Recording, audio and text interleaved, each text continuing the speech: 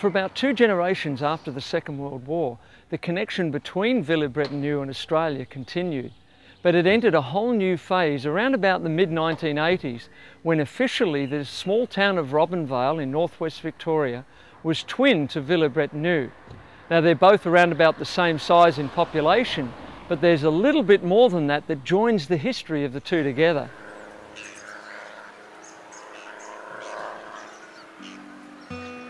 The town of Robinvale began as a small settlement on land owned by Herbert Cuttle in the early 1920s.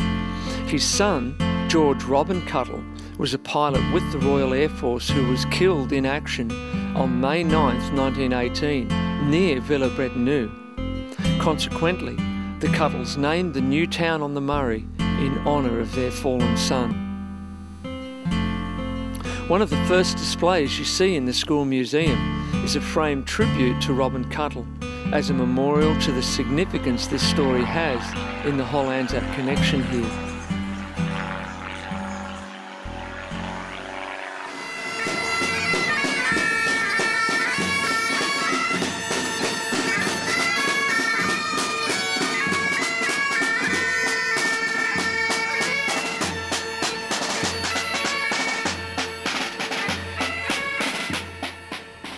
The Anzac spirit, the Anzac character, should become more than just a part of history. It should be prominent in our hearts, our minds, and in our lives.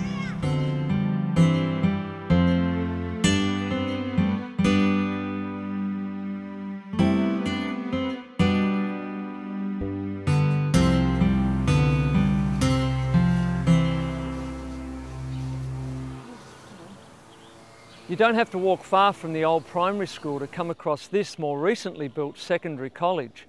And on the outside there's no big sign saying "Never Forget Australia," but when you walk inside you'd almost swear you were walking into an Australian college.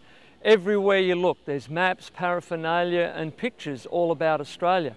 There's even 2 clocks on the wall, one for Villers Bretonneux here and one for Robinvale in Australia. And right now there's 2 teachers working together in a small class. One is Evelyn, and she is an English teacher in this school. The other is Catherine, a teacher from the secondary college in Robinvale. They're great friends, and there really is a very strong connection between the 2 schools.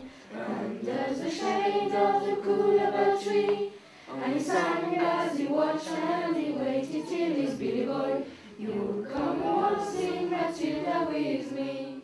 On the 25th of April 1918. It's important because the Australians liberate Villers Bretonneux and they stop Germans to Amiens and Paris. It's the start of the end of the war. Australia fair, in joyful strains and letters. Even before, there was a small group from Tumut in New South Wales visiting. So there really is a strong connection into the schools of Australia and the schools here.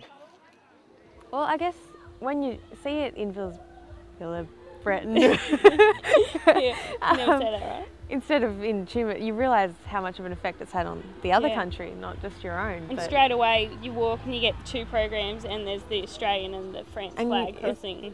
And when you come to the school, you see all the Australian memorabilia and there's an entire room everywhere. Of it. So yeah. Did it hit you at all in the ceremony, or were you too cold? No. I was cold, but yeah, especially the last post, that bit. And I had my pop's uncle died in Pozieres, so it's kind of all a bit. And no one's ever visited his grave before, so it's all a bit. Yeah. What will this change about your view of Anzac back home? I always thought Gallipoli. That was just I the never really heard thing. much of. You never really, Western Front didn't really. And I had no idea there was an entire big monument for the Australians. Yeah, see, like I said before, we thought it was more of a general Anzac Day thing, but over here it's a specific so you're going battle. Home with, you think, probably a much wider view of Anzac. Definitely. Just how much they did. Yeah. And to come back for the 100th anniversary. Yeah, I've decided that too. Halfway through the ceremony, I'm like, I'm coming back in 10 years for the 100th. I was just about to ask that. Do you think it will make an effect for the future? I'd love to be here for both of them. And I'm going to go to Gallipoli on the 2015. You know, it's probably fitting while I'm outside of school here to confess something. Everywhere I go, I love to try and learn accents and learn the way people say names of towns in their own name. I am really struggling with this place. I've heard it called so many different things over these last few days. There's Villers Bretonneux, which is probably the standard Australian pronunciation. There's Villers Bret. There's people trying to get their head around Villers Bretonneux, and I'm trying so hard to get it right. Villers Bretonneux. Very hard. Villers Bretonneux. Villers Bretonneux. Villers Bretonneux. Ah!